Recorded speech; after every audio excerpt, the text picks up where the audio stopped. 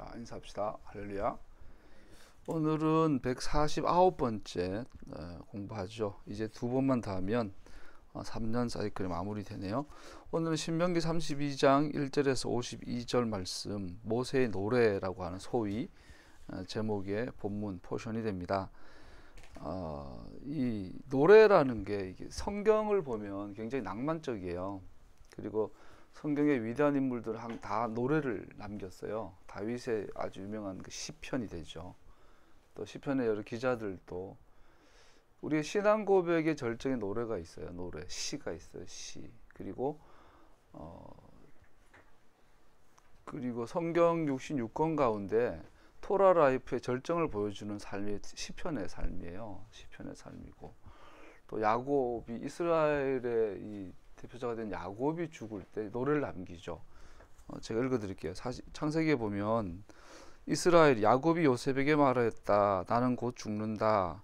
그러나 하나님이 너희와 함께 계시고 너희를 조상들의 땅으로 돌아가게 할 것이다. 야곱의 마지막 유언이 요셉에게 한 마지막 유언이었는데, 나는 곧 죽는다. 그러나 하나님이 너희와 함께 계셔 너희를 조상들의 땅으로, 약속의 땅으로 인도할 거다라는 거예요. 그러고 나서 49장 전체가 야곱의 노래예요. 그 노래가 뭐냐면, 야곱이 아들들을 불러놓고서 일렀다. 너희는 모여라. 너희에게 뒷날에 겪을 일들을 내가 너희에게 말하겠다. 그리고 시를 적어요. 그래서 야곱의 마지막 유언이 시였어요. 그리고 그 시가 12아들에 대한 구체적인 축복들이었고, 그 축복들은 모두 뒷날에 일어날 일들, 뒷날에.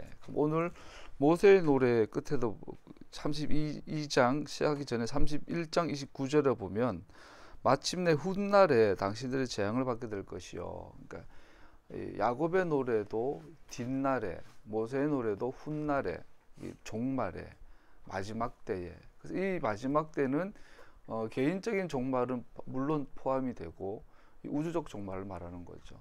온 나라가 사라지고 온 인간의 역사가 마무리되는 소위 마지막 때, 종말에 대해서 보는 거예요. 이게 아버지들의 권위예요. 권세예요. 권세. 그러니까 우리가 성리학적 가치관이 사회를 이끌어갈 때는 왕을 모시는 거랑 효를 행한 충과 효는 같은 거잖아요. 그래서 이제 못난 아비라도 늙으면 복양하는 것이 당연했고, 근데 오늘날 이제 성리학적 가치관은 물러가고 기독교적 가치관이 들어온 것 같다가 무너진 지금 이 한국 사회는 시대 정신을 이끌어갈 만한 철학이 없는 거예요. 지금 우리나라는. 그래서 여자가 뭔지, 남자가 뭔지, 아버지가 뭔지, 자식이 뭔지, 이게 가치관이 성립이 안 되니까 자꾸 갈등이 일어나는 거예요, 지금.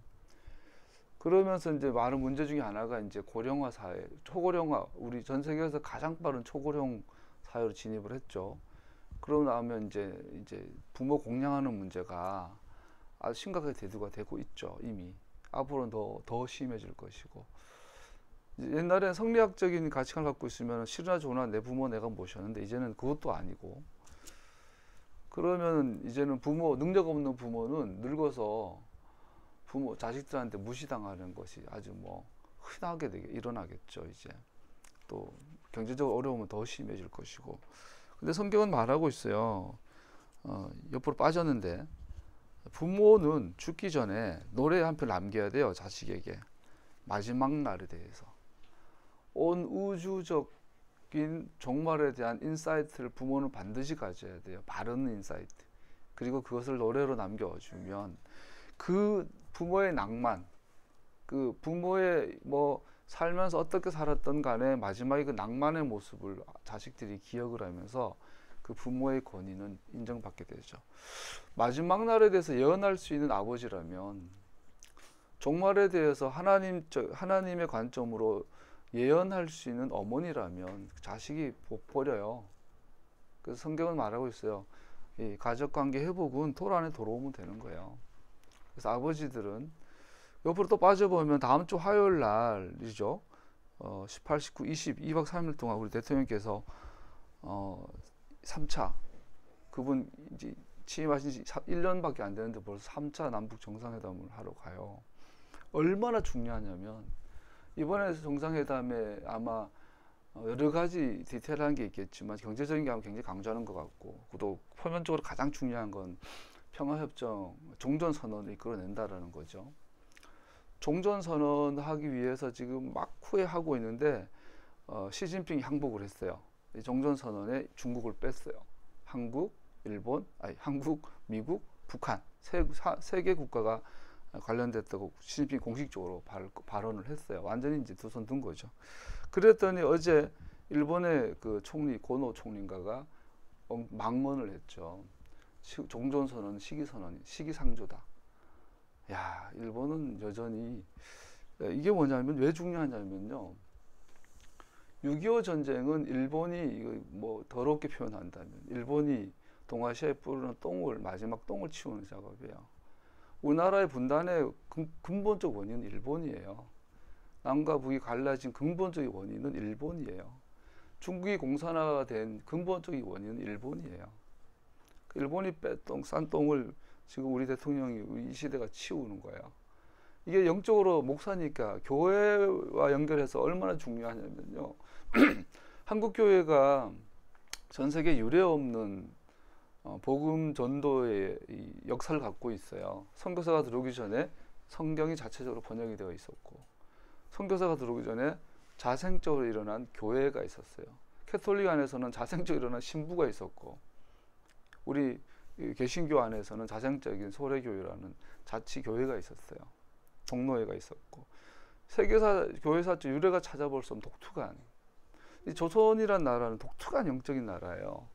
그런데 그 나라가 복음을 순수하게 받아들였다가 일제시대라는 이 애굽으로 영적으로 본다면, 비유한다면 애굽의 이 노예 생활을 조선 식민지를 가졌죠. 일제 식민지를. 그 가운데 신사참배라는 아주 근본적인 왜곡이 일어났긴 했죠. 그러나 8.15 광복을 맞이했어요. 이 광복은 광복이냐, 분단의 시작이냐, 해방이냐, 여러 가지 의미가 있는데, 영적으로 많은 목사님들이 동의하는 건 이 8.15 광복은 출애굽이다. 출애굽에 비유해서 많이 이해를 하죠. 그럼 우리가 놓치는 게 이거예요. 그 교회사가들의 이야기를 들어보면 교회사 교수님들이 그걸 다 이제 영적인 우리 8.15 광복, 해방 혹은 분단 이거를 거기 뭐랄까 교회의 애굽 출애굽으로 이해를 한다면, 우리가 알다시피 출애굽의 목적은 뭡니까? 출애굽의 목적은 저 산에서 예배 드리려 함이라. 그 예배의 핵심 본질이 뭐냐면 언약 체결이었어요. 시내산 언약을 체결하는 것이 출애굽의 목적이에요. 광야가 목적이 아니죠. 그러면 우리나라 그 출애굽의 목적이 시내산 언약이라면 시내산 언약의 핵심은 토라죠. 토라라는 언약을 양쪽에서 쌍방이 사인하는 작업이 시내산 언약이에요. 아브라함 언약은 일방적이었지만 시내산 언약은 쌍방적이죠. 양무적인 거죠.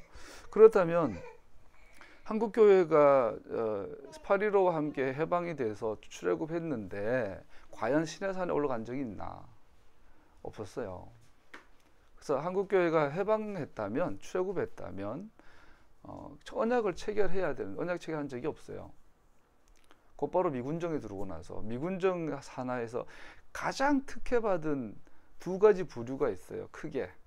하나는 일제 부역자들. 가장 많이 모인 게 이제 정치랑 경찰, 치안 쪽이었죠. 경제. 그리고 기독교예요. 미군정은 한국 기독교에 대해서 거의 절대적 지원을 해요. 가장 대표적인 게 제가 나온 서울 광나루 장신대가 있었는데, 제가 다닐 때 그랬어요. 마페 선교사 통해서 서울 광나루 장로회 신학대학교에 미군정에서 제안한 적이 있어요. 아차산 다 줄게. 그때 총장님이 그러셨어요. 아, 그때 미군정에서 아차산 그냥 무료로 신학교 기증한다고 할 때 받을 걸. 그럼 그 뒤에 있는 그 광나루 그 비싼 아파트, 광나루에 있는 그 아파트랑 그 뒤에 그 무슨 유명 워커힐 아파트, 워커힐 호텔, 전부 다 장로 신학교 부지가 될 수 있었던 거예요. 그것이 오늘날 보면 은혜인 줄 알지만 굉장히 불법이었고 편법이었고 악법이었죠. 미군정에. 미군정은 소위 그 8.15 해방 이후에 일본 부역자들이 다 8월 16일부터 사라지잖아요. 전국에서. 면사무소가 텅텅 비고 파출소가 텅텅 비니까 그 행정 공백, 치안 공백을 막기 위해서 자체가 수립된 그게 인민위원회죠. 그 인민위원회가 자체적 수립하고 있는 것을 미군정이 부정하죠. 그리고 그 자리를 일제 부역자들을 다시 채우죠. 일제 부역 경찰 공무원들 채우죠. 그 인민위원회가 가장 지식자가 많이 포함됐던 지역이 제주도거든요. 그래서 마지막까지 거기에서 거부한 운동한 게 제주 4.3 사건의 가장 근본적인 원인이 인민자치위원회를 미군정이 거부하면서죠. 그래서 이 땅에는 교회가 미군정이 통해서 우리가 평화가 좀 이렇게 온 건 사실이지만 동시에 불법과 편법, 이스라엘 관점에서 보세요. 미군이 정말로 기독교를 표방하는 나라였다면 그들은 성경 입각한 정의를 구현했어야 됐거든요. 이 땅에 왔을 때. 이 모든 것의 근본적 원인이 일본의 그 제국주의였어요. 그러고 나서 일본이 한반도를 침략하고 만주에 어용 나라를 세우고 중국을 침략해서 천재가 되려고 했을 때 우리 김구 선생님은 장제스와 함께 항일운동을 했고 김일성, 그때 김일성은 아예 뭐 애기였고 우리 알다시피 밀양 출신의 김원봉, 윤세주 두 분이 계셨죠. 우리 의열단을 조직했던 김원봉 선생님은 김구 밑에 들어오고요. 윤세주는 나중에 모태똥이랑 함께 협력을 해요. 그때 모태똥이 어린애였고 10대였다 그래요. 그때 태양산이라고 있는데 태양산에 모태똥 부대가 일본군에게 완전히 고립됐을 때 우리 윤세주 장군, 김원봉 선생님의 친구예요. 의열단 같이 조직한 분이죠. 그분이 가서 모택동 부대를 구출을 해요. 그 전투에서 윤세주 장군은 이게 폭탄을 맞아가지고 하반신이 잘려나가죠. 그 내장이 다 흘러나가는 거를 모택동 부대원들이 안고 시체를 건져가지고 지금 태양산 위에 묘를 마련했죠. 모택동 살아있을 때 그 묘를 매년 참배했다 그래요. 그래서 모택동의 머릿속에는 이 조선 의용군에 대한 이 엄청난 빚이 있었죠. 그것이 나중에 6.25 때 중공군이 참전하는 가장 큰 원인이었다고 보더라고요. 자, 같은 한일 독립군이었는데 중국이나 한국이나 이게 나중에 갈라져가 한쪽은 남한 대한으로 오고 한쪽은 북한으로 오고 1950년도 6월 25일 공내시에 북한 인민군이 남한을 침략을 하죠. 그때 최선봉에 선 부대가 누구였냐면 북한 인민군이 아니었다 그래요. 그 최선봉에 섰던 부대원들은 아까 말한 모택동과 함께 항일운동을 했던 그리고 나중에 국공내작할 때 중국 내에서 장제스 민주주의와 공산당과 싸웠던 모택동 부대의 15%에서 20%까지인가가 조선 군인이었대요. 한국 사람이었어요. 그들이 최선봉했어요. 6.25 때. 6.25 전쟁은 태극기 휘날려움의 그대로 실사판이에요. 같은 형제끼리 같은 항일운동 하다가 중국의 이 정치적인 역학의 결과물로 우리끼리 싸운 거예요. 6.25 전쟁은 단순히 절대 민족 분쟁이 아니에요. 동아시아 전체에 대한 국제 전쟁이었고 그 원인이 일본이에요. 이번에 평화협정은 종전선언은 그 일본 제국주의의 똥을 닦는 치우는 마지막 중요한 너무나 중요한 이것이 처리가 돼야만 한국교회 입장에서 한국교회가 일제시대를 거쳐서 출애굽을 맞이한 이후에 신해산으로 가지 못하고 미군정 산하에서 일제와 친일파와 부역을 박정희를 살려낸 건 백선엽 장군이죠. 교회에서 추앙하는 최명신 장군 이런 양반들은 정치적으로 보면 굉장히 일본 앞잡이들이었죠. 그들이 반공으로 돌아서면서 살아남았던 역사. 지금도 교회에서는 그들을 영웅시하죠. 이거를 왜 본문하기 전에 하냐면 어제 너무 화가 나가지고요. 극동방송 사장이었던 그 이름 뭐죠? 그 목사님? 김장한 목사님. 옛날에 정말 존경했던 김사만, 김장한 이 두 분 친구였어요. 김장한 목사님이 지난주에 극동방송 사원들 완천하고 설교하면서 그랬어요. 이명박을 예수에 비교했어요. 예수님께. 예수님도 빌라도 앞에서 정치범으로 수용됐지만 지나치게 해서 사형당했는데 우리 이명박 장로님도 지금 그러고 있으면 힘내시라고. 아니 교회가 얼마나 타락하면 나는 김정한 목사님은 하나님의 사람인 줄 알았어요. 알고 봤더니 거짓을 전하는 결과죠. 김사환 목사님처럼. 그 연배에 나의 영웅, 여러분 개인적으로 저에게는 그분들 나의 영웅들이에요. 김사만, 뭐 김장한, 그런 영웅들의 몰락을 봐요. 네, 같은 시대 안에서. 결국은 내가 깨닫는 거는 그분들은 영웅이 아니었다. 처음부터 토라가 눈이 열리고 나니 그게 보이더라고요. 옛날에는 저에겐 영웅이었는데 그분들 설교에 그렇게 눈물 흘려 은혜 받고 이제는 알겠어요. 처음부터 아니었구나. 내가 잘못 본 거였구나. 자, 우리 한국교회 희망입니다. 이번에 종전선언이 되고 남북한 평화협정이 되고 하나님이 그거 나서 통일까지 가는 것은 기적과 기적의 연속들이어야 하죠. 하나님만이 할 수 있는 일들이에요. 이제 드디어 교회가 미군정이라는 이 오역의 역사, 교회 토라의 관점에서 보면 미군정이라는 이 분법과 편법과 타협한 기회주의자를 받아들인 이승만을 배출한 한국교회, 그리고 신사참배까지 가서 하나님과 민족을 버려버렸던 이 치욕의 역사들을 넘어서서 진정 출애굽을 넘어서서 신해산에서 한국교회가 하나님과 신에서 언약을 맺을 수 있는 영적인 비유를 할 수 있는 그런 기회가 올 것 같아요. 그래서 하나님께서 이 촛불혁명 직전에 토라 회복을 한국 사회에 시작하셨고, 저는 그렇게 봅니다. 새로운 정권은 남과 북을 하나로 연결해주고 있고, 또 남과 북이 다시 하나가 된다면 완전한 통일까지는 몰라도 정말 거침없는 종교의 교류까지 올 수 있다면요, 한국교회가 북한에서 교회를 개척할 수 있을 정도가 되면 거의 완전하게 하나 된 거죠. 그 정도면. 그런 시대가 오고 있다는 거예요. 다음 3년 사이클 어떤 일이 일어날지 몰라요. 그래 됐을 때에 한국교회는 지금 김장한 목사님처럼, 김사환 목사님처럼, 광화문에 촛불 두고 뛰어다니는 교인들처럼 메시아닉 교회를 하면서조차 이스라엘기 들고 광화문에서 광란에 이 집회를 하는 그런, 내가 보기엔 사이코틱해요. 그런 제정신 아닌 한국교회가 다시 신해산에서 정신 차리고 술 취하지 않는 소부한 이 맨정신으로 하나님과 언약을 맺는 그런 역사적 기회가 지금 오고 있다고 저는 개인적으로 봐요. 그런데 문제는 소수일 겁니다. 극소수일 것입니다. 여러분과 나는 거기에 대한 부름이 있고요. 또 그런다고 다 우리가 정확하게 보는 것도 아니고, 다시 말합니다. 6.25 전쟁을 마무리한 이 종전선언, 이것은 영적으로 굉장히 중요합니다. 굉장히 중요합니다. 그래서 우리는 기도해야 되고요.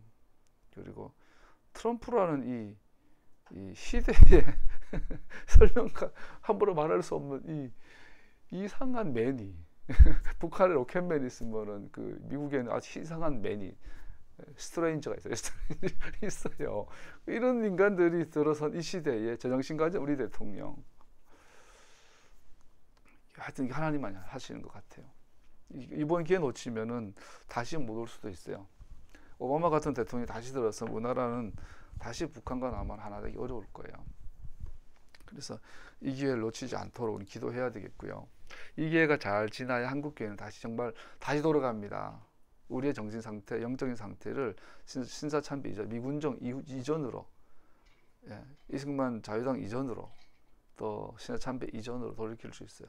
거기에서 다시 한번 언약을 체결하고 토라 위에 한국교회를 세우는, 그래서 예수님의 재림을 앞두고 이스라엘 회복을 위해서 기도하는, 이스라엘 위해서 중보하는 우리나라가 되도록 하는 좋은 기회라고 생각을 합니다.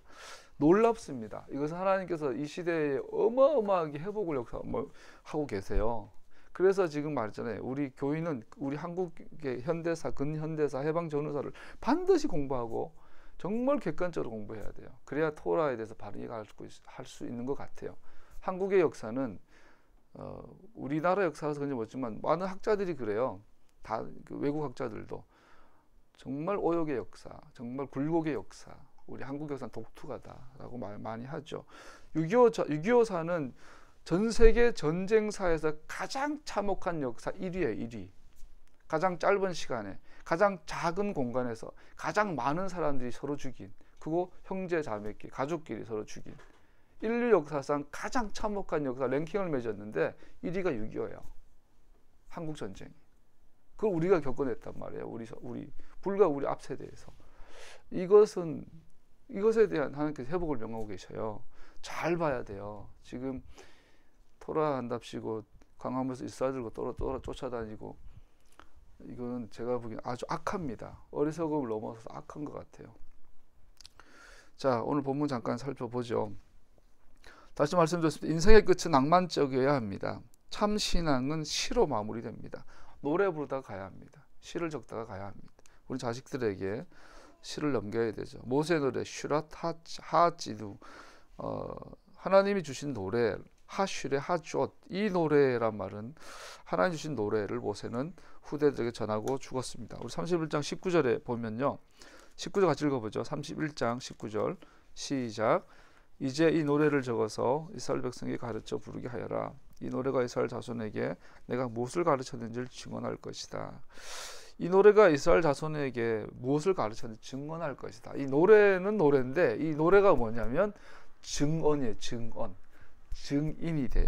그래서 1절 3절까지 보면 증인들을 목록을 대고 있는데, 하늘아, 땅아, 그 풀밭, 비, 소나기, 맺히는 이슬, 채소 위에 내리는 가랑비, 이 자연 만물을 증언으로 선언하고 있어요. 근데 왜 하필 이슬이고 비고 하늘이고 땅이고 물방울이고 일까요? 우리나라에서는 비가 농사의 기본이지만 이 팔레스타인 지역은 비가 아니라 안개라 그러죠. 안개. 땅에서 자욱하게 안개가 와서 땅을 적시면 작물이 자라나는. 그래서 이 성경의 환경에 있어서 비, 이슬, 물방울 이런 것들은 토라의 땅의 자양분인 것처럼 토라는 우리의 삶의 자양분이 되고 나아가 우리 영혼을 소성케 하게 되고 있음을 보여주고 있어요. 그래서 이 시 토라가 증인이다 라고 말하고 있죠. 주님의 이름을 선포하여라 샴 아도나이라고 3절에 명하고 있어요. 내가 주님의 이름을 선포할 때 너희는 우리 하나님의 위대하다고 응답하여라.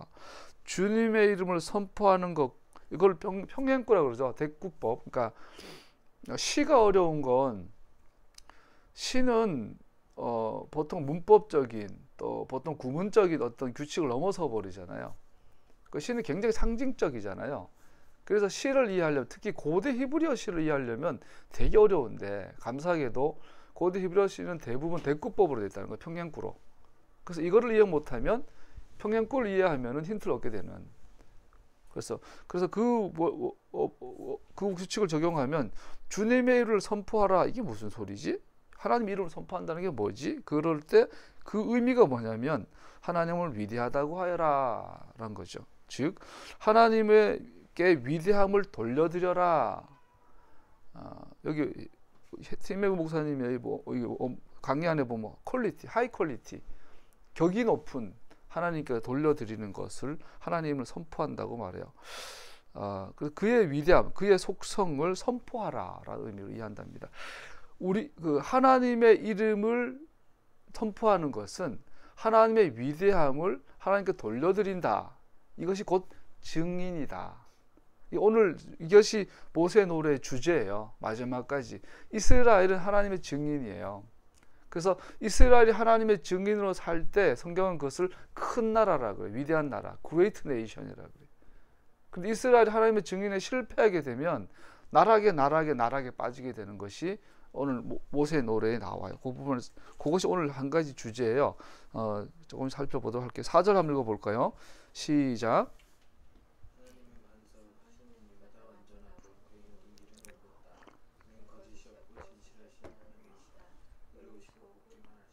예, 4절이 나와. 하나님 위대하심의 내용이죠. 하나님 어떤 부분을 세상으로 알게 하여라, 선포하여라 하냐면 그분 반석이라는 거예요. 반석인데 그의 길을 옳고따라하는 것, 정의롭고 거짓이 없는 분, 진실하신 분, 의로우시고 곧은 분, 이 하나님의 위대함을 땅에 선포하라. 이것이 이스라엘의 소명이지요. 여기 보면 바위라고 나왔어요. 하나님은 그 바위다.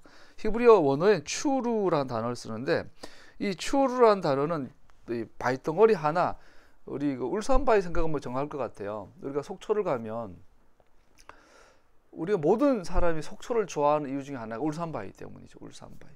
그냥 어디를 가도 지나가다가 고개를 들면 울산바위가 쫙 그 크게 있으면 그 어떤 때는 두려움이 오고 어떤 때는 와 이게 감탄이 오고 그러죠. 속초를 그렇게 다녔어도 한 번도 올라가 본 적이 없는데 그 울산바위 안에는 그 조그만한 흔들바위가 있죠. 이 흔들바위는 추루가 아니에요. 굉장히 크지만 집채만 하지만 얘는 그냥 돌덩어리예요. 추루라는 단어는 울산바위 전체를 말해요. 더 나아가서 울산바위가 속한 태백산맥, 이 태백산맥 기반암 되는 거 있죠. 거기서 뭐 노룡산맥, 소백산맥, 태백산맥 중심으로 이렇게 막 마천령 맞나 이렇게 막 흩어지잖아요. 그 산맥을 추루라 그래요. 그래서 산맥을 이루는 그 기반암 전체를 반석이다 그래요. 내가 내 교회를 이 반석 위에 세우려 했을 때 이거 추루예요, 추루. 그 페트로스 그러잖아요.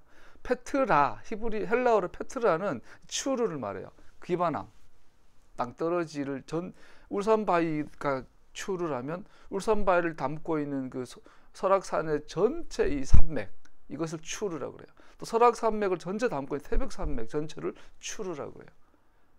이 태백산맥이 있다서 이 지구가 전체로 암석 위에 세워져 있잖아요. 이 멘틀이 있고 그 위에 이제 암석이 있고 암석 위에 이제 토양이 있잖아요. 이 전체 암석을 추루라고 그래요. 내가 내 반석 위에 교회 세우겠다 할 때 주님께서 명하셨어요. 내가 페트로스 위에 세우겠다 안 그러고 페트라 위에 세우겠다.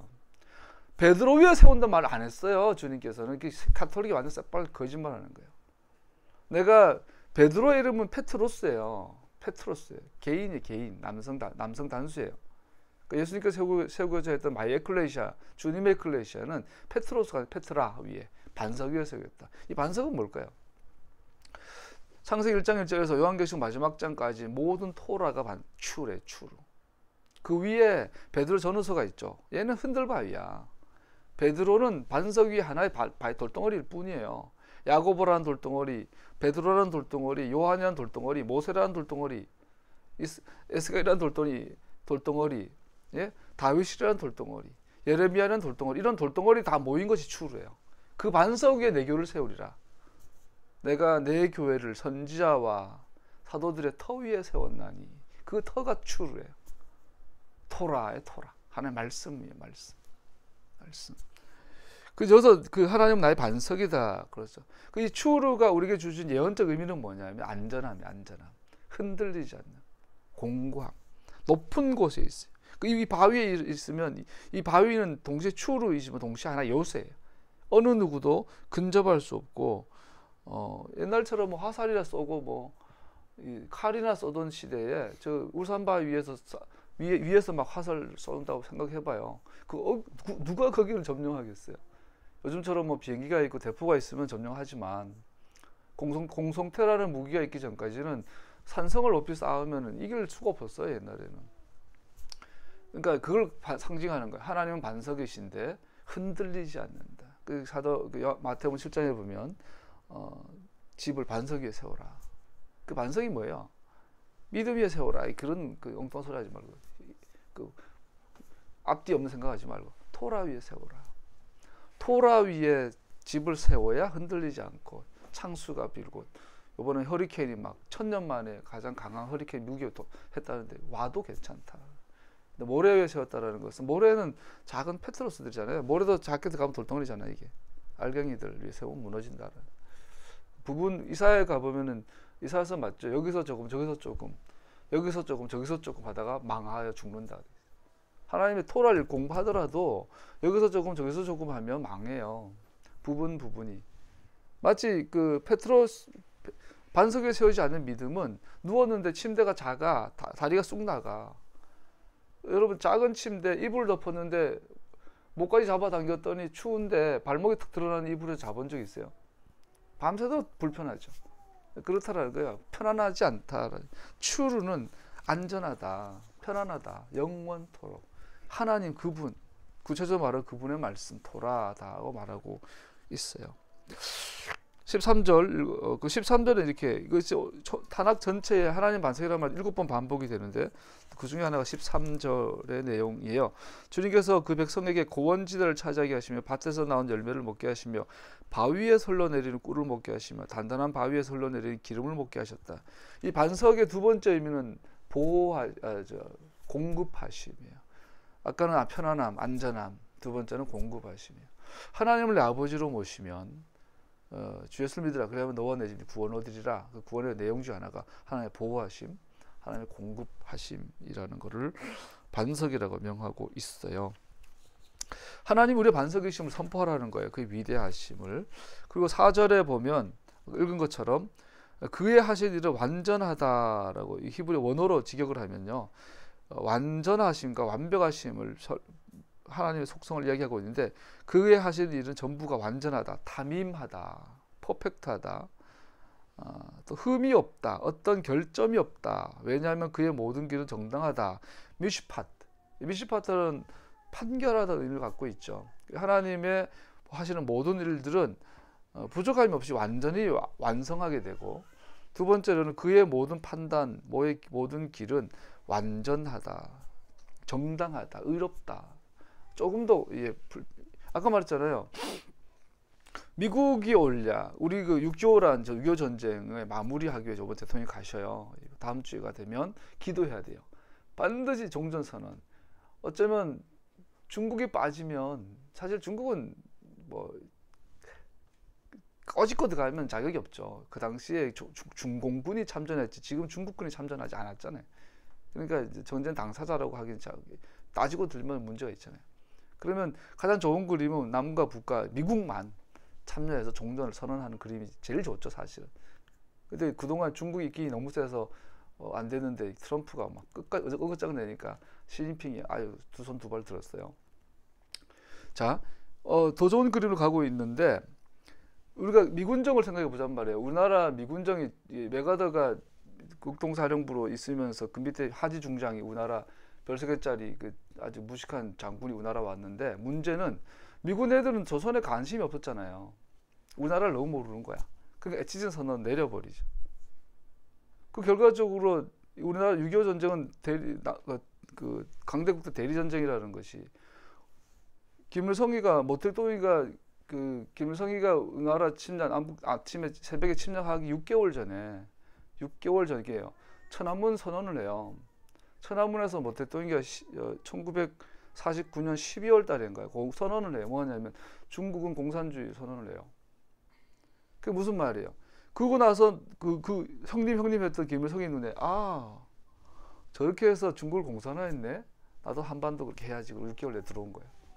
스탈린하고 다 돼 있었고, 박헌영하고 김일성하고 스탈린 찾아가서 도와주세요. 스탈린이 난 미국 눈치 보이니까 대통령 찾아가라. 내가 전화해 놓을게. 둘이서 대통령 찾아가니까 대통령이 다 도와준다고 했거든요. 자, 그게 이제 6.25 전쟁의 발발이에요. 결국은 이건 전혀 우리 민족 분쟁이 아니었어요. 사실은 국제 분쟁이었던 거예요. 그러면 이것을 정리할 때 그걸 하기 전에 이제 미군정이 있었잖아요. 3년 동안. 그럼 걔네들이 정말 기독교고 성경을 읽는 자들이었다면 이거를 명심했어야죠. 하나님은 미슈파트한 분이시다. 정당한 분이시다. 그랬으면 토의 관점에서 나라파라 한번 친일파를 여수반란 사건도 마찬가지. 우리 제주도 교인이 있으니까 제주 4.3 사건 진압하라고 여수에 있는 부대에게 명령을 했는데 얘네들 반란 일으킨 거 아니에요. 근데 알아야 될 건 그 당시 여수 순천 지역에 군인들이 필요한데 50%가 부족하니까 그 지역에 있는 사람들 끌어가 군인을 만들었단 말이에요. 그 50%는 좌익이 굉장히 많았다 그러죠. 좌익이 막 군대 안에 들어온 거죠. 뭔 말 하다가 그렇게 했을 때 보세요. 군대 안에는 우익도 있지만 좌익도 많은 것이 있었는데, 그 당시에 여수 순천과 제주도를 치안을 담당했던 경찰들은 대부분 친일 경찰들이었어요. 대부분은 친일을 경력하고 있던 경찰을 치안에 책임감 다 세웠단 말이에요. 군과 경찰의 이 갈등이 굉장한 시대였단 말이죠. 이 사회적 갈등과 이 모든 것이 왜 그래요? 기독교 국가라고 하나님을 믿고 기도하고 들어온 미 군정이 토라를 떠났기 때문이잖아요. 토라대로 정말 미국이 군인 정부를 세우려고 했다면 토라 관점 했어야 되죠. 뭐 기대할 수 없죠. 미국은 이스라엘이 아니니까. 미국은 하나의 나라가 아니니까. 그러니까 우리가 힘을 빌려야 되는 이유가 그거예요. 어느 나라도. 천황을 신으로 모신 일본 놈들이나 공산주의에 빠진 중국 놈들이나 하나님을 모신다고 하지만 결국은 토라대로 하지 않는 미국이나 똑같다는 거예요. 이제 그건 우리 스스로 힘을 갈려야 되고 한국교회가 토라에 대한 깊은 이해가 열리지 않으면 우리는 다시 한번 신해상 가기도 전에 변질되고 타락하겠죠. 지금 굉장히 중요한 시기 같아요. 하나님의 모든 판단은 정의롭다. 이것이 우리가 선포해야 될 내용들이란 말이에요. 그게 있어야라는 거죠. 오늘 모세가 말하고 있죠. 그 다음에 하나님 신실하시, 에무나하시다. 믿음이 뭐냐? 히브리어로 에무나는 단어가 있어요. 에무나, 아멘 비슷하죠. 신실하시다. 이 에무나라는 믿습니다라는 것은 우리 헬라적으로는 하나의 그 동의, 지적 동의가 돼요. 아멘. 하나님 창조주예요. 아멘.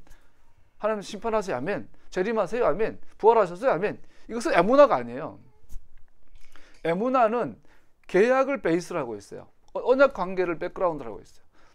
옛날에 너랑 내랑 이런 약속을 했는데 내가 그 약속을 계속 신실하게 지키고 있어. 이게 에무나예요. 이게 믿음이에요. 오늘 우리가 주 예수를 믿으라 그래 너를 구원을 얻으리라 가서 막 복음 전하고 사역리 전하고 내비게이션 하고 막 전도 폭발하는데 그 자체는 귀하고 소중한데 본질 놓치면 안 돼요. 가서 하나님 살아계신 걸 믿느뇨? 귀신도 믿는다. 십자가에 달려 죽으신 걸 믿느뇨? 귀신도 믿는다. 부활하신 걸 믿느뇨? 귀신도 믿는다. 재림하실 걸 믿느냐? 귀신도 믿는다. 그런데 귀신을 믿고 떤다. 너는 믿는데 왜 안 떠냐? 그 야고보 그러잖아요. 네 믿음은 귀신보다 못하다. 그건 에무나가 아니에요. 그 믿음은 에무나예요. 하나님은 에무나하신 분이다. 신실하신 분이다. 약속을 끝까지 그가 말하면 그 말을 지키는 분이시다. 이게 에무나예요. 그다음 그는 결코 거짓을 말하지 않으신다. 아벨하신다. 그래서 거짓이란 말은 불법이나 거짓, 사기를 말해요. 하나님은 거짓말하지 않으신다. 에무나하신다. 신실하시다. 마지막으로 하나님은 짜디크하시다. 의로우신 분이시다. 그리고 마지막으로 정직하시다. 하나님은 올곧다. 야샤르 올곧은 분이시다. 편법을 쓰지 않는다. 미군정이 가장 아쉬워요. 뭐 지금 불가능에 가까운 일이지만 그래도 다 교인들이었잖아. 그 당시에 1950년대, 40년대, 50년대 미국이면 그 굉장히 보수적인 기독교 국가였잖아요. 그런데 그 미군정이 와서 편법을 조장을 하고 불법과 악법을 조장을 했다라는 거. 이게 단순한 논리로 아쉬운 거죠. 기독교 국가가 아니었다면 뭐 공산국가였다던가 일본 같은 제국주의, 물론 미국도 제국주의였지만 그렇다면 한국교회가 이렇게 이상하지 않을 텐데 아까 말씀드린 것처럼 한국교회 대표라고 하는 장로신학대학교가 그 엄청난 특혜를 누렸다라는 것. 지금도 워커를 다 줄게. 그때 농담인 줄 알았어요. 총장님 하시는 말씀이. 알고 보니까 맞더라고요. 미군정 때는 교회에 어마어마한 특권을 한국교회 특권을 줬대요. 이승만도 미국에 유학할 수 있었던 공짜 유학 다 해가지고 실력도 안 되는데 프린스턴에서 졸업하고 실력도 안 되는데 하버드 박사 받고 논문도 안 쓰고 박사 받았다는 게 이승만. 그 원인이 뭐냐면 한국교회 추천해서 서약을 했거든. 내가 목사 되겠다고. 그러니까 선교사들이 이승만은 한국교회에서 미국에 보낸 목사 후보생으로 보낸 거예요. 신학교 보낸 거예요. 그러고 가지고 그 특혜 다 누리고는 돌아와가지고 한국교회 표를 다 얻어가지고 대통령까지 돼가지고 그거와 야합한 한국교회의 주류 역사. 그게 결과물이 김장한이에요. 김장한 목사 미군정 시대에서 얼마나 특혜를 누렸습니다. 미군들한테 어릴 때. 똑같아요. 미군의 특혜로 유학 가서 공부하고 또 목사 돼서 돌아와가지고 이승만 편들고 있는, 이명박 편들고 있는 김장한 목사. 이게 한국교회 그 민낯을 그대로 보여주는 것 같아요. 김사만의 민낯, 한국교회 민낯. 이게 그대로 보여준 거예요. 김사만 목사님도 그랬어요. 통합총회에서 이번에 다시 재판국 해산하고 다시 한다 했더니 그 다음날 새벽에 설교할 때 그랬대요. 마귀 역사라고. JTBC가 아주 간사해. JTBC가 아주. JTBC 이것들은 그냥 틈만 나면 쫙 가서 보도하더라고. 김사만 목사님 그 직접 들어보면 그런 의도는 아닐 텐데 그걸 마귀라 그랬다고. 마귀 역사라. 이 전체 이 정황을 마귀 역사라 그랬는데 그 총대들 다 마귀라 그랬다고. 이런 식으로 또 보도를 했더라고. JTBC도 악하고 김상학 목사님 더 못됐고 하여튼 시대가 아주 막 절망입니다. 세상만 바라보면 하여튼 뭐 이러다 막 오늘 빨리 해야 되는데 시간 많이 빨리 넘어가죠. 그런데 5절부터는요 완전히 반대가 나옵니다. 5절 이하부터는 하나님은 3절 4절에서 이렇게 의롭고 정직하고 올곧고 신실하시고 완전하신 분이신데 반대로 5절 이하로부터는 완전히 반대로 대비시키고 있어요. 이스라엘은 어떤 모습인가? 5절 읽어볼까요? 시작. 그러나 너희가 하나님께 맞서 악한 짓을 하니 수치스럽게도 너희는 이미 그의 자녀가 아니요 비틀어지고 뒤틀어진 세대다. 그 이후로 계속 나와요. 5절에는 4가지에 걸쳐서 그 짧은 구절 안에 하나님께서 이스라엘 어떻게 정리하고 있냐면 슈카타다, 부패했다, 썩었다. 두 번째 로바나브, 하나님은 자녀가 없다, 그는 자녀가 없으시다라고 선언해요. 즉 이스라엘 하나님 자녀가 아니라고 말해요. 3절 무맘하다, 흠 많다, 결점이 있다. 4절 네 번째 푸탈톨 단어를 쓰는데 구부러졌다, 삐뚤어졌다. 이스라엘은 그 성경에서 5절에서 하나님의 속성과 반대해서 이스라엘 속성을 말하면서 부패했다, 하나님의 자녀가 아니다, 버림받았다는 뜻이죠. 결점이 많다, 흠이 많다, 비뚤어졌다라고 선언하고 있어요. 그러면서 6절에서 14절까지는 계속해서 이스라엘에 대해서 역사에 대해서 계속 이야기하고 있음을 보여줘요. 6절에 보면 구속, 그러면서 6절에 하나님은 누구냐? 너를 지으신 아버지가 아니냐? 너를 만들고 일으키신 분이 아니냐? 그러니까 4절, 5절에서 하나님과 이스라엘을 완전 대비시키면서 6절에서는 그 하나님을 떠난 이스라엘에 대해서 어리석은 백성아, 이 미련한 민족아, 너희가 어찌하여 주님께 이처럼 하느냐 말하고 있어요. 너희를 지으신 아버지가 아니냐? 너희를 만드시 이렇게 구원하신 분이 아니냐? 이 바보야. 이렇게 계속 하고 있는 거예요. 7절 아늑한 옛날을 회상하여 보아라.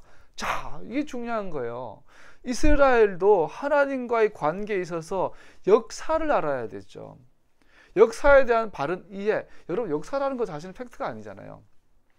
모든 역사는 기록된 역사잖아요. 기록된 역사가의 주관적 견해가 들어간 거잖아요. 어쩔 수 없이.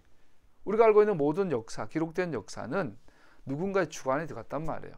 즉 문제는 과거의 역사적 사실을 있는 것도 우리는 알 수는 없어요. 다만 기록된 역사를 통해서 과거를 기억할 뿐이에요. 그렇다면 왜 역사가 중요하냐면, 토라가 중요하냐면 하나님과 이스라엘 사이의 과거의 역사를 누가 기록했는가가 중요한 거죠. 그 역사를 누구의 눈으로 보는가, 그 역사를 누구의 관점으로 보는가가 중요한 거예요. 그러면 역사를 기억해, 아득한 옛날을 회상하여 보아라. 조상대대로 내려온 세대를 생각하여 보아라. 역사 공부해라, 이건 뜻이에요. 누구 관점으로? 하나님의 관점으로. 우리도 마치 오늘 한국교회 이 민낯을 보면서 도대체 어디서부터 잘못됐는지 우리는 이스라엘 역사를 알아야 돼요. 하나님의 관점을. 동시에 우리 한국교회의 뿌리, 120년, 130년에 처음 시작된 한국교회, 개신교 특별히 그 개신교의 역사를 바르게 공부해야 우리가 토라로 돌아갈 수 있는 그 잘못된 이 빠져나온 그 새끼를 발견하는 거예요. 원래 가야 될 길이 있는데, 여러분 길 잃어버린 적 한 번씩은 있잖아요. 열심히 가고 있는데 이상해. 여기 어디지? 아무리 봐도 몰라. 그럼 어쩔 수 없어요. 며칠이 걸려도 다시 돌아가야 돼.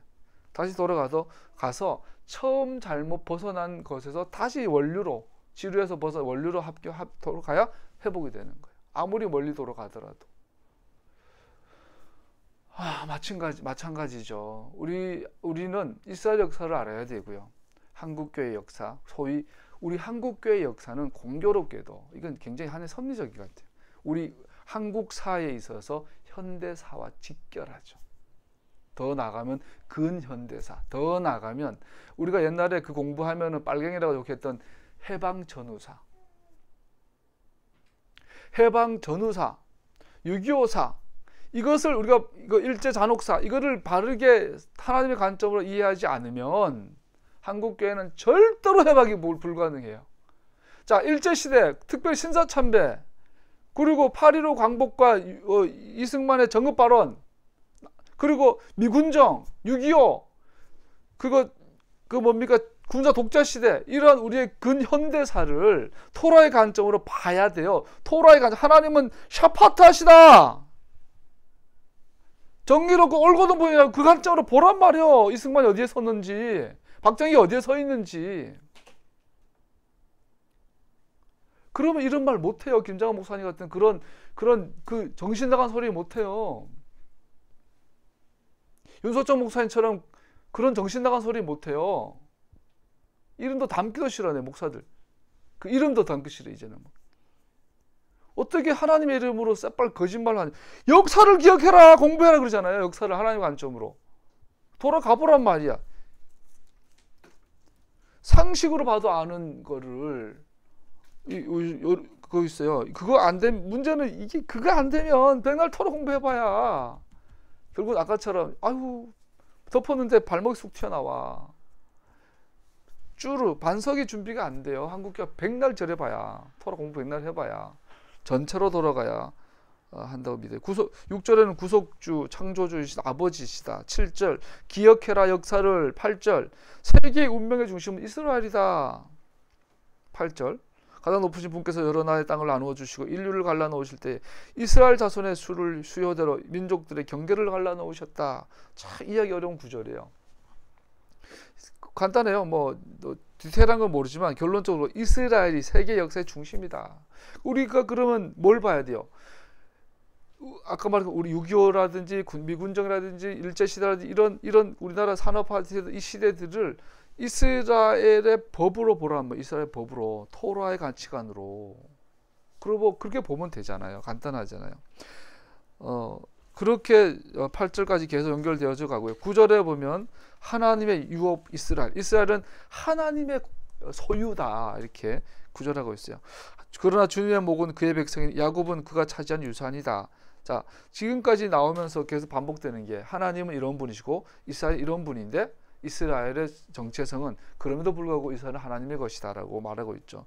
14절에서 14절, 10절에서 14절까지 내용은 9절에서 말한 하나님의 유산의 특징이 뭐냐. 이스라엘의 하나님의 유산의 특징은 하나님 임재하심에, 하나님이 그 가운데 거하심이. 그래서 10절에 보면은 10절 한번 읽어볼까요? 10절요. 시작. 주님께서 광야에서 야곱을 찾으셨고 짐승의 울음소리만 들려오는 광야에서 그를 만나 감싸주고 보호하고 당신의 눈동자처럼 지켜주셨다. 눈동자처럼 지켜주셨다.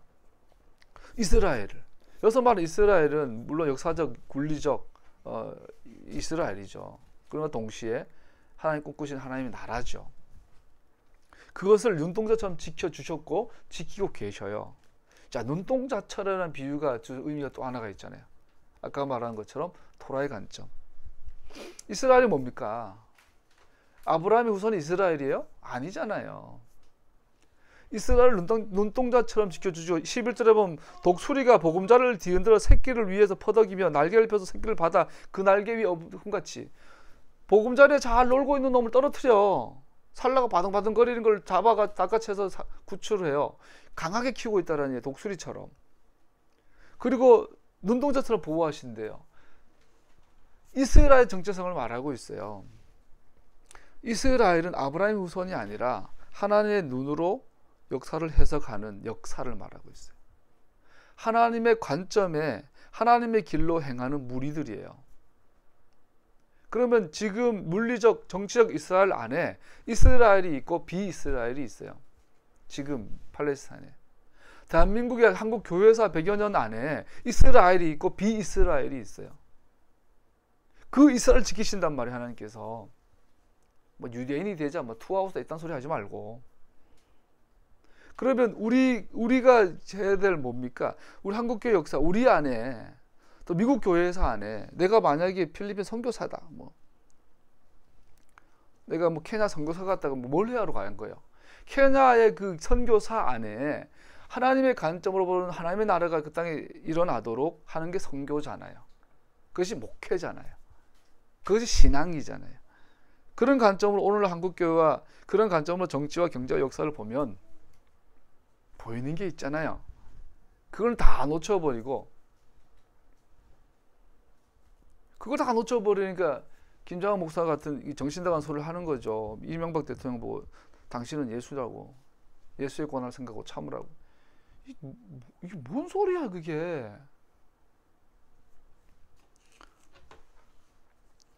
스가랴 2장 8절에서 이스라엘은 하나님 눈동자다라고 말하고 있어요. 11절에는 홀로 보호하고 계신 그 백성 인도하고 계셨음을 강조하고 있고 13절 14절 하나님은 보호하시고 공급하시는 분이심을 또 강조하고 있어요. 15절 그러나 그러한 하나님에게 이스라엘이 어떻게 반응하는지를 보여주고 있어요. 15절 같이 읽어보죠. 시작. 이스라엘은 부자가 되더니 반역자가 되었다. 먹거리가 넉넉해지더니 실컷 먹고 나더니 자기들을 지으신 하나님을 저버리고 자기들의 반석에 계신 구원자 없인 여겼다. 하나님께서 이스라엘 눈동자처럼 독수리처럼 보호하시고 공급하시고 해왔더니 등 따시고 배불러지더니 이스라엘이 어떻게 했냐면 감사하지 않았고 오히려 뚱뚱해지고 이기적이 되었다. 반역자가 되었다고 말하고 있죠. 그 66절 그렇게 될 뿐 아니라 더 그 반역에서 더 나아가서 이제는 우상을 섬기게 되었다. 16절 그들은 이방신을 섬겨서 주님께서 질투하게 하시며 역겨운 것을 하여 주님께서 진노하시게 하였다라고 말하고 있어요. 자, 이스라엘의 그 모습을 보여주고 있죠. 오늘 우리의 모습들에 대한 것도 되죠. 하나님께서는 이런 분인데 이스라엘은 끊임없이 반역하시는 분. 그래서 그럼 이스라엘 반역은 다른 말로 하면 뭐예요? 구체적으로 우상 숭배를 하게 되는데 우상 숭배 이전에 그 과정이 있잖아요. 하나님의 눈동자로서 자기가 잃어버리는, 하나님의 관점을 놓쳐버리는, 토라를 읽는데 하나님의 관점이 아닌, 역사를 보는데 하나님의 관점이 아닌, 그것이 이제 우상 숭배 가기 전 단계가 되죠. 그러고 나서 결론적으로 우상 숭배에 빠지게 되는 것을 볼 수 있어요. 그럼에도 불구하고 우리 15절에 보면 아까 것처럼 역설이에요. 우리 표준 세번역에서 이스라엘로 되어 있지만 개역 개정이나 개역에 보면 아마 여수룬으로 되어 있을 거예요. 그리고 히브리어 원어에 보면 원어 성경이 여수루나 되죠. 여수루나. 여수루나 뜻은 올곧은 자야 이런 뜻이에요. 올곧은 백성아 이런 뜻이라고 그래요. 재밌지 않아요? 올바른 자야. 너는 하나님을 반역하고 배신하고 이기적이 됐고 또 우상 숭배자가 되었는데 너는 올바른 자다라고 선언하고 있는 거예요. 이게 하나님의 사랑이죠. 하나님의 마음인 것을 볼 수 있어요. 이따가 나오겠죠. 왜 그럴까요? 이스라엘은 죽어도 10번도 더 죽어야 되고 버림받아도 100번도 더 버림받아야 되는데 여수르나 올바른 자야 말하고 있어요. 18절 너는 너희를 낳은 바알을 버렸고 너희를 낳은 하나님을 잊어버렸다. 아버지를 버린. 19절 주님께서 이것을 보시고 격분하셔서 당신의 자녀들과 인연을 끊으시고. 저도 이 본문 볼 때마다 인연? 이 성경 번역자들이 실수한 건가? 이 불교 용어인 줄 알았는데 사전을 찾아보니까 인연이 불교 용어일 수도 있고 일반적인 의미로 관계의 연을 말하더라고요. 그래서 하나님과 이스라엘의 관계를 끊어버리셨다고 나와요. 이게 여수로나 불러놓고 너는 끝이야 다시 안 볼 거야 한 거죠. 이것은 하나님의 그 말씀의 의도하신 뭐예요? 그래도 너를 버리진 않을 거야. 혼은 내고 끝까지 너를 혼내겠지만 결국엔 너를 마지막에는 구원할 거야 라고 말하고 있어요. 계속 여수라는 것 힌트를 얻으면서 계속 넘어가 보죠. 19절 이하로는 그 결과가 나와요. 하나님 질투, 하나님 경노하심에 그 결과가 19절 하나님의 경노하심, 하나님께서 이스라엘 미워하심, 이스라엘 미워한다는 말은 거절하고 거부하심이 19절에 나오고 20절에는 그래서 그 결론적으로 너에게서 내 얼굴을 돌려버리겠다. 임재를 걷어버리겠다고 말하고 있어요. 임재를 걷어버리고 얼굴 걷어버리는 그것이 뭐냐면 보호하심을 걷어버리고 공급을 더 이상 해주지 않겠다라고 말하죠. 그래서 하나님 얼굴을 숨겨버리면 그 결과가 뭐냐면 적에게 노출되죠. 반석 위에 있을 때는 안전했는데 이제는 적이 침략해서 이제 포로로 끌려가는 것을 말하죠. 전쟁에서 지고 포로로 끌려갔다는 것은 고대 사회에서는 끝난 거예요. 딸이 있으면은 겁탈당하고요. 아들이 있으면 죽임당하고요. 노모가 있으면 그 산채로 매장당하기도 하고. 시드기야 왕의 눈을 뽑아가지고 그 1000km에 가까운 거리를 질질 끌고 가니까 뭐 다 죽었죠. 다니엘이 포로로 끌려가잖아요. 다니엘의 그 친구들이. 극소수가 살아남고 다 죽고, 그것이 이제 포로의 나라가 끝난 거죠. 저기에 노출되는 걸 말하고, 21절 이하 25절까지는 구체적으로 참혹한 징계에 대해서 나오죠. 하나님께서 이스라엘과 인연을 끊어버리시니까 그 결과적으로 막 나의 분노에서 나오는 불꽃이 저 아래 수월까지 타들어가며 땅 위에 있는 모든 것들을 삼켜버리고 몇 뿌리까지 살아버릴 것이다. 계속 24절, 나는 그들을 굶겨서 죽이고 불같은 더위와 열병으로 죽이고 짐승의 이빨에서 찢겨서 먹히게 하고 티끌 속을 기어다니는 독사의 독을 그들에게 보내겠다. 하나님 얼굴을 돌려버리시니까 그의 보호하심이 거쳐지고 그의 공급하심이 거쳐지니까 어떻게 돼요? 이렇게 되는 거죠. 여러분 금방 읽었던 굶겨 죽고 열병에 죽고 독사에 물려 죽고 짐승에게 물려 죽고, 25절 바깥에서는 칼에 맞아 죽고 방 안에서는 놀라서 죽고 총각과 처녀 젖먹이와 노인 모두가 다 같은 꼴을 당할 것이다. 이 재앙을 보면 역사 가운데 계속 재현이 됐어요. 반복해서 이스라엘은 반복해서. 이제 인간이 얼마나 미련하냐면 이런 걸 당한데 한 세대만 지나면 잊어버려요. 또 당하고 나와 한 세대만 잊어버리고. 요한계시록이 생각나지 않아요? 요한계시록에 네 마리 말이 와가지고 막 기근으로 죽이고 전쟁으로 죽이고 지진으로 죽이고 막 이 반복이 반복. 요한계시록의 마지막 재앙은 마지막에 어떤 그 특별한 그때만 이야기한 게 아니에요. 우리 역사 가운데 계속 반복되고 있어요. 이 적그리스도예요. 이 재앙들은. 우리 한국교회 역사상 가장 강했던 적그리스도가 누굴까요, 여러분? 김일성일까요? 김일성이보다 더 강한 적그리스도가 있었어요. 일본 천황이 일본 천황. 우리가 일본 신사 참배의 본질은 로마의 판테온하고 같아요. 만신전하고 같아요. 로마에는 판테온이 있죠. 모든 신들은 다 신이야. 다 인정해줘. 그래서 우리 사이좋게 지내자. 이게 세계 평화야. 박애, 요즘 환경, 인권 이런 것들의 인본주의적인 그 사상의 뿌리가 판테온이. 이 종교도 인정하고 저 종교도 인정하고 이 신도 저 신도 다 인정해가지고 한 건물 안에 같이 모여서 같이 예배드리자는 거예요. 근데 그 신의 왕이 제우스야. 신들의 신이 제우스가 되는 거죠. 이 판테온이야. 그게 일본의 신토예요. 신토사. 지금 일본의 신사야. 일본 천황이 판테온의 제우스라면 조선의 불교, 일본의 불교, 중국의 불교, 조선의 일본의 남미 호랭개가 우리나라의 유교 있잖아요. 여러 가지 많은 종교 다 인정해 줄게. 신토 안에서 천황만 모시고 살면 다 인정해 줄게. 종교로. 이게 일본의 신사야. 신토 사상이. 그러니까 일본의 천황은 한국교회가 맞닥뜨린 가장 강력한 적그리스도 666 정부였어요. 그 놈들이 망하고 물러가고, 그 천황이 메가더가 천황을 항복 선언할 때 뒷주머니 쥐고 주머니 손 넣고 파이프 담배 물면서 만나잖아요. 일부러. 왜냐하면 일본인들에게 천황은 신이기 때문에. 신인데 키 크고 눈 파랗고 눈 코 큰 아저씨가 주머니 손 넣고 짝다리하고 담배 피우면서 악수하고, 그걸 보고 충격을 받는 거예요. 신이 아니구나. 그 장면을 보고 일본군 전 국민들이 그때부터 메가더한테 그냥 꼼짝 못하는 그러죠. 의도적으로 그랬다 그래요. 메가더 그 사진 의도 찍었대요. 아주 그냥 어깨 툭툭 치고 막 그래. 툭툭 천지 모르겠으면 그런 식으로 했다 그래요. 자, 그분 두 번째 한국교회가 만난 가장 강력한 큰 적그리스도가 뭘까요? 그게 이제 북한 공산당이죠. 김일성이죠. 근데 그럼 우리가 걔네들 이겼나요? 한국교회는 천황에게 참배했어요.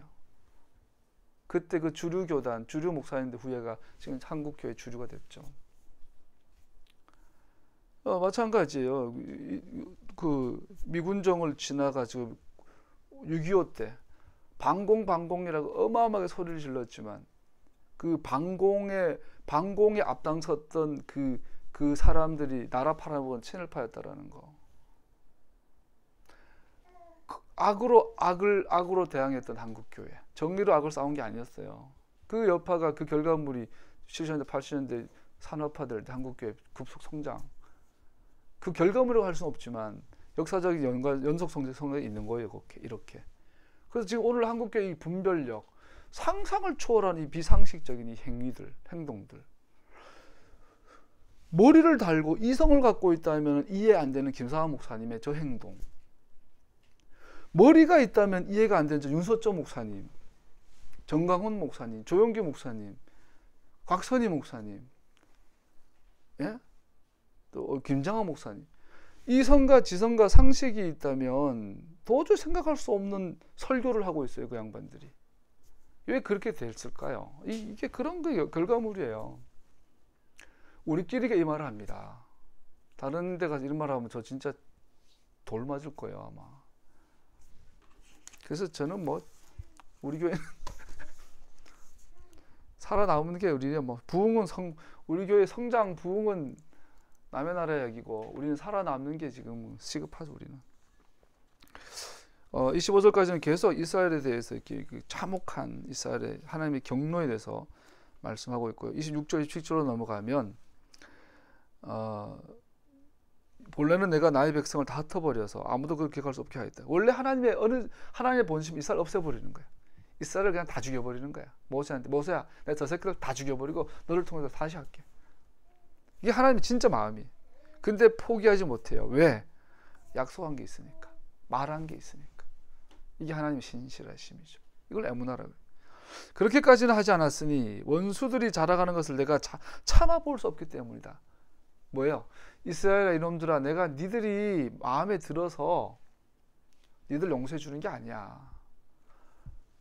너의 대적들, 저 원수 마귀가 좋아하는 게 싫어서 그래. 에스겔은 이것을 정확하게 이해를 했어요. 그래서 에스겔 36장 22절 23절 읽어보죠. 우리 한번. 에스겔 36장 22절 23절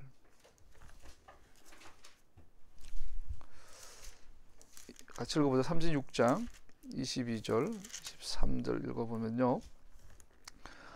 그러므로 너는 이스라엘 족속에게 전하여라. 나 주 하나님 이렇게 말한다. 이스라엘 족속아, 내가 이렇게 하려고 하는 까닭은 너희들 생각해서가 아니라 너희가 여러 나라에 흩어져서 가는 곳마다 더럽혀 놓은 내 거룩한 이름을 회복시키려고 해서다.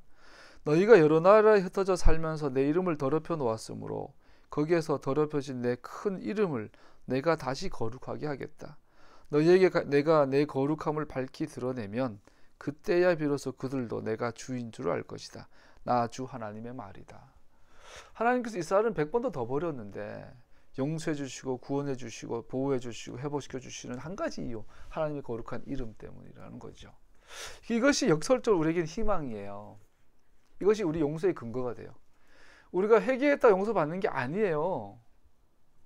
우리가 하나님 용서 가운데 있고 하나님 수천 번도 더 버림받을 만한 인간인데도 여전히 하나님 앞에 나오면 예배를 받아주시고 말씀도 주시고 용서하시고 보호해 주시는 이유는 주님께서 주님의 거룩한 이름 때문에 우리를 버리시지 않는 거죠.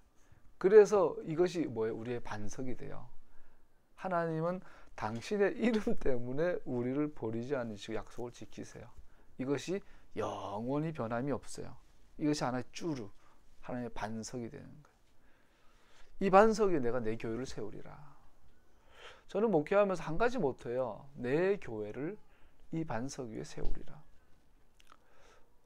지금은 다 포기하고 싶어요. 사실 솔직히 제 지금 심정은 먹고 살 거면 해결되면 나는 당장 목회 안 해요. 내가 할 수 있는 너무나 이게 불가능한 일이더라고. 내 노력으로 할 수 있는 게 아니더라고요. 그리고 한국교회 민낯을 보면서 요즘 나는 자연인이다. 지금 저 70년대 생이 제일 좋아하잖아. 그냥 혼자 산에 가가지고 신앙생활 하다 가고 싶어. 혼자 야인으로 살다가. 만약에 결혼 안 하고 내가 혼자 살았다면 다잘 끌어가지고 저 새벽산으로 들어갔을 거야. 지리산으로. 살다가 그냥 약속 뜯어 먹다가 기도하다가 그냥 죽는 거지. 그렇게 가고 싶어. 그런 마음이 솔직히 그래요. 왜냐하면 어디를 봐도 희망이 없어요. 개인적으로 나를 봐도 교회를 봐도 희망이 없어요. 그런데 포기하지 않게 하시는 이유가 하나가 있잖아요. 주님의 이름 때문에. 내가 내 교회를 내 반석 위에 세우리라. 이것은 내가 할 수 있고 우리가 할 수 있는 일이 아니에요. 그죠? 주님의 이름으로 주님께서 하실 일들이에요.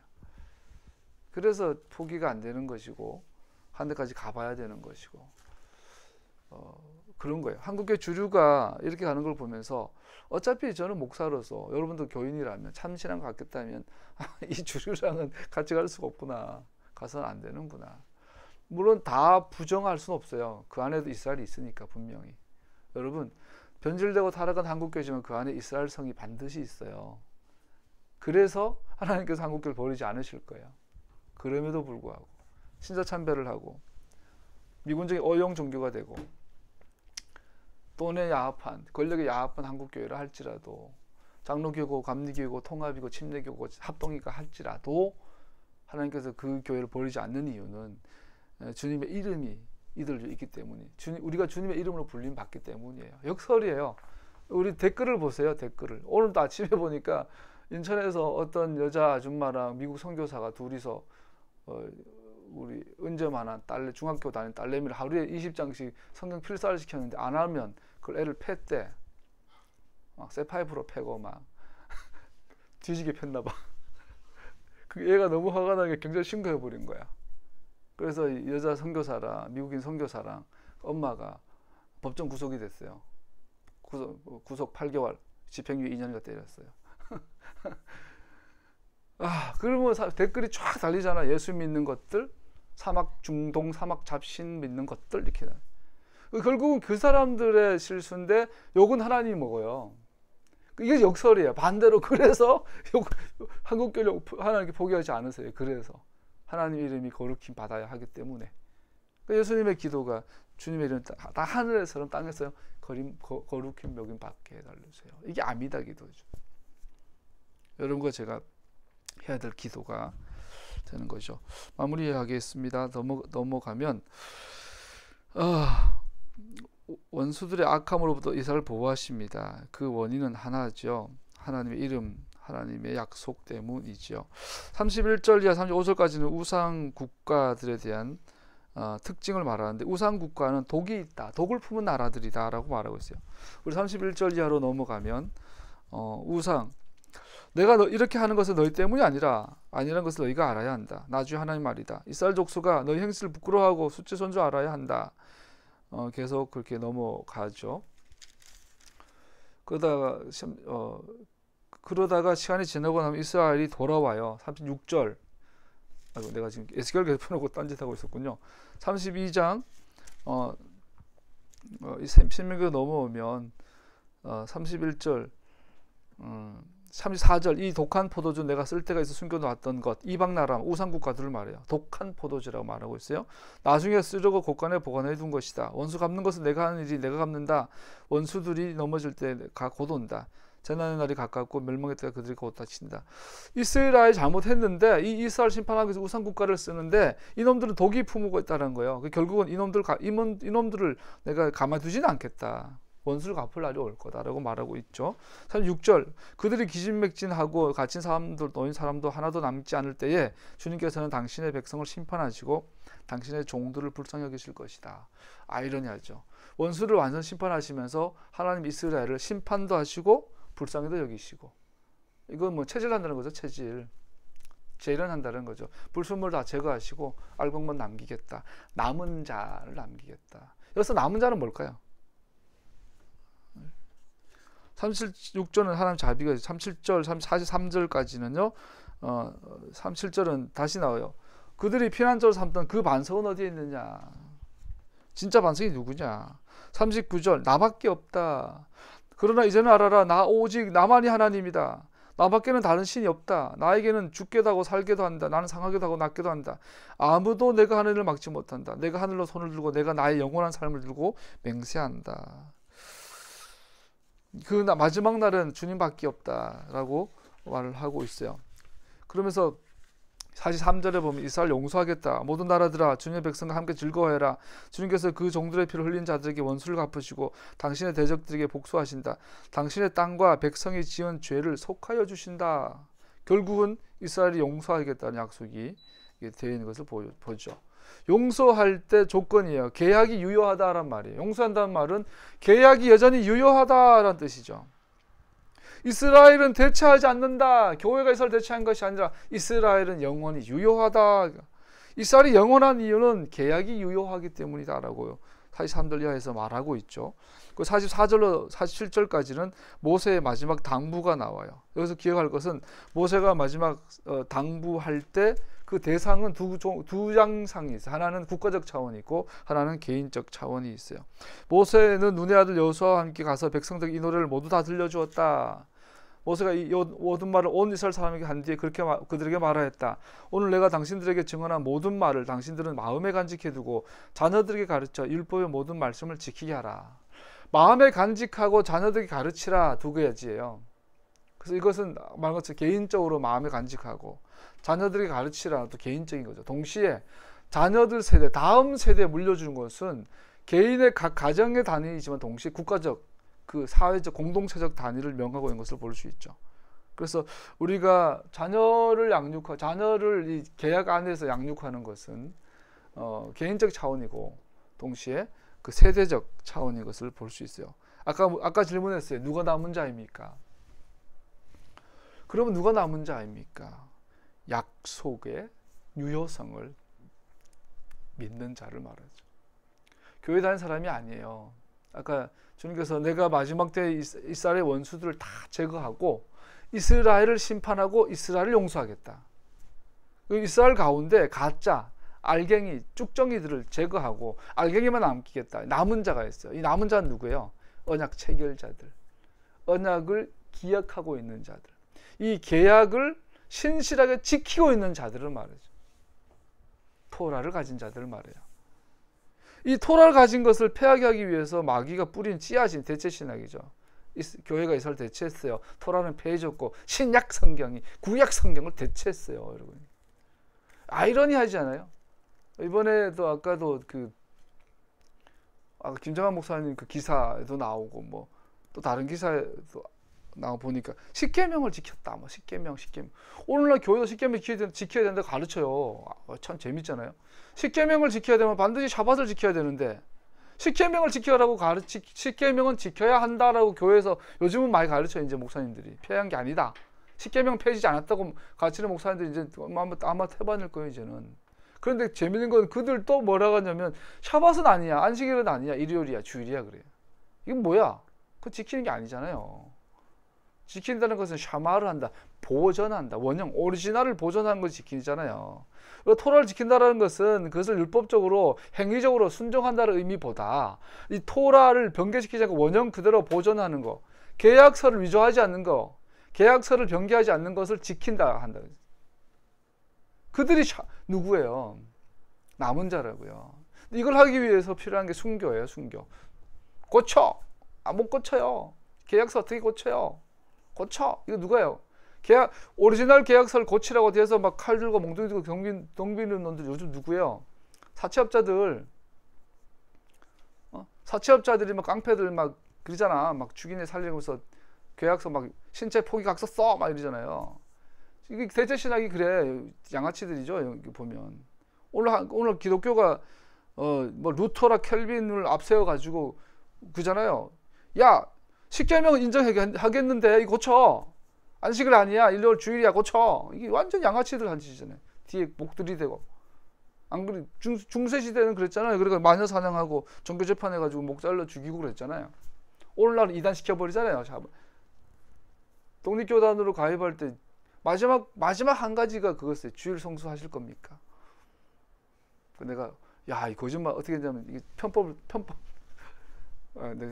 그래서 어떻게 했냐면 더 이상 질문을 안 받았어. 어떻게 했냐면 교단 총무 목사님이 저한테 독립교단 가입하고 하려면 주일 성수를 약속하셔야 됩니다. 아멘. 네. 그래서 속 어떻게 했냐면 당신의 주일은 일요일, 나의 주일은 샤밧.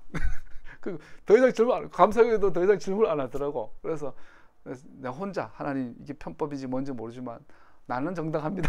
그리고 그렇게 우리가 독립교단 가입한 거예요. 그때 그리고 독립교단 지금 다 지들도 이단이 그리고 갈라져 가지고 그때 아마 집행부 다 바뀌었을 거야. 이제는 모를 거야. 이렇게 위야무야 넘어가야 돼. 나도 일종의 편법을 썼네요.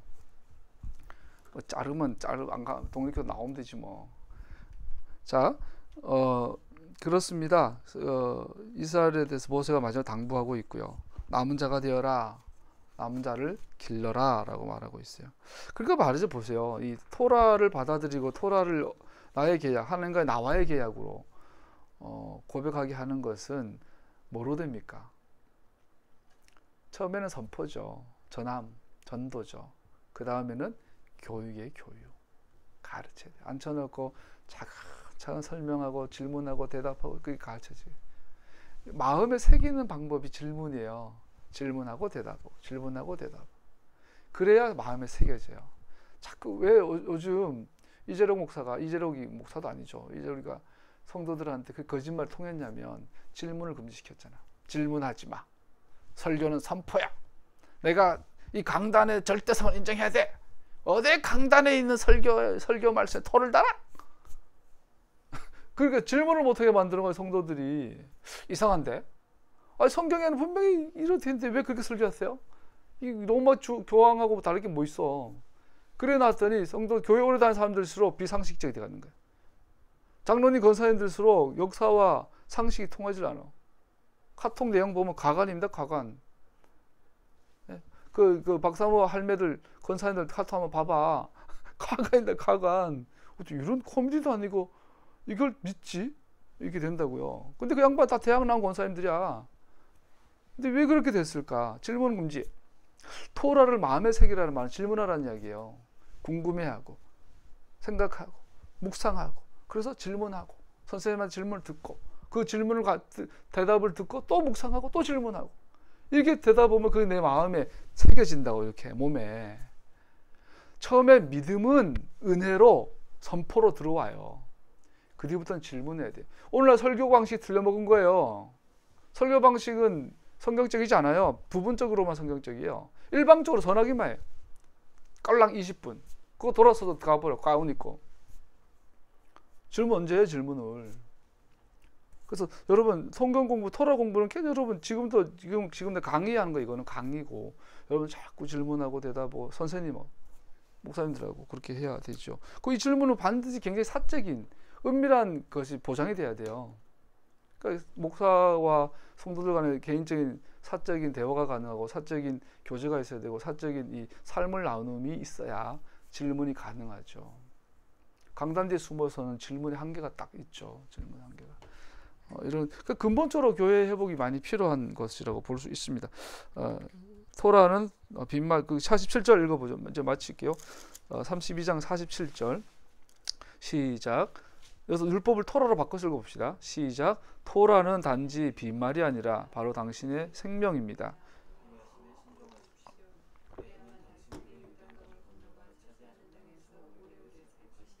토라는 텅 비어 있지 않습니다. without substance. 빈말이 아니라는 말은 무가치하지 않습니다. 위험하지 않습니다. 이런 뜻이에요. 그러니까 토라 안에는 의미가 있습니다. 이 의미는 이 레벨은 이 의미의 퀄리티는 생명이라는 거예요. 이 말이 이거예요. 토라는 생명이라는 말은 토라는 텅 비어 있지 않아요. 무가치하지 않아요. 무의미하지 않아요. 의미가 있어요. 그 의미의 내용이 생명이에요. 다른 말로 말하면 이 토라 안에 의미를 받아 먹지 못하면 죽어요. 토라는 생명의 근원입니다. 라고 모세의 마지막 당부예요. 토라는 생명입니다. 아까 비를 이야기하고 이슬을 이야기하고 가랑비를 이야기했어요. 안개를 이야기했어요.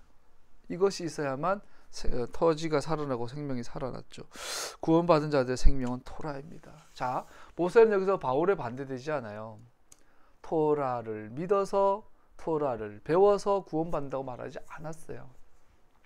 태어나는 건 예수 믿고 구원받고 태어나는 건 100% 은혜예요. 전적 은혜예요. 오직 하나님만. 이거는 완벽한 편무계약이에요. 하나님께서 아브라함을 죽여버려요. 딥이 자고 있어요. 코 골고. 근데 그 사이에 하나님 혼자 다 한 거예요. 혼자 그냥 원맨쇼 하신 거예요. 송아지 잘라가지고 혼자 지나가고.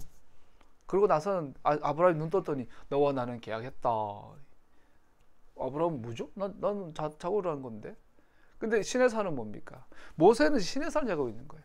여기서는 네가 정신 차려. 술 취하지 말고 딴 생각하지 말고 집중하여 자세하게 들어보고 오케이 하면 오케이가 아니면 거절해라. 그게 신의 산의 언약 아닙니까? 모세는 바울이 말한 구원의 단계가 아니라 계약 단계를 말하고 있어요. 시내산 단계를 말하고 있어요. 한국교회가 아까 전체로 봤을 때 하나님의 구원을 받아들이고, 한국교회 전체로 봤을 때 애굽의 고난의 노예 생활을 끝내고 해방되어서 시내산 위에서 계약 맺은 적이 없어요. 그리고 한국교회는 세계 최대의 교회를 배출을 했어요. 그거 돈과 권력이 난무해지고 나니까 돌아가기 수가 없어진 거예요. 그게 지금 오늘 우리의 모습이 되는 거예요. 제주도에서 제일 큰 교회들이 과연 돌아갈까? 불가능하죠. 가능하겠어요? 개개인이 가난한 마음으로 가는 건 가능해지겠죠. 시편 34편 11절 13절 읽고 마치죠. 한두 개만 찾아보고 마치겠습니다. 시편 34편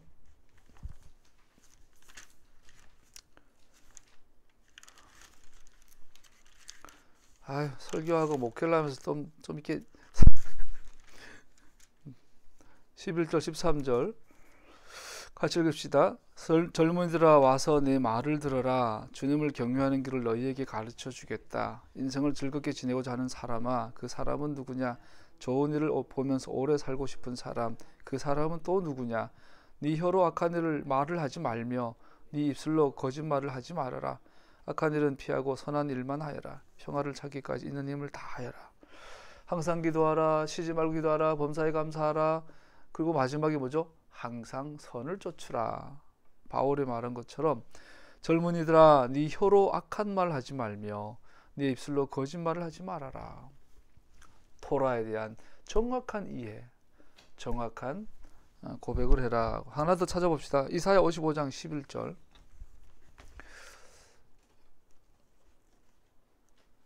이사야 55장 11절 하고 마치겠습니다. 시작. 나의 입에서 나가는 말도 내가 뜻하는 바를 이루고 나서야, 내가 하라고 보낸 일을 성취하고 나서야 나에게로 돌아올 것이다. 아멘. 그러니까 주님께서 한 말은 반드시 성취하게 될 거다라고 말하고 있죠. 그런 거 내가 되길 바라고, 이 마지막 시대에 주님과 교제하고 교통한 자가 되기를 바랍니다. 한 장 빠졌네. 마무리합시다. 기도합시다.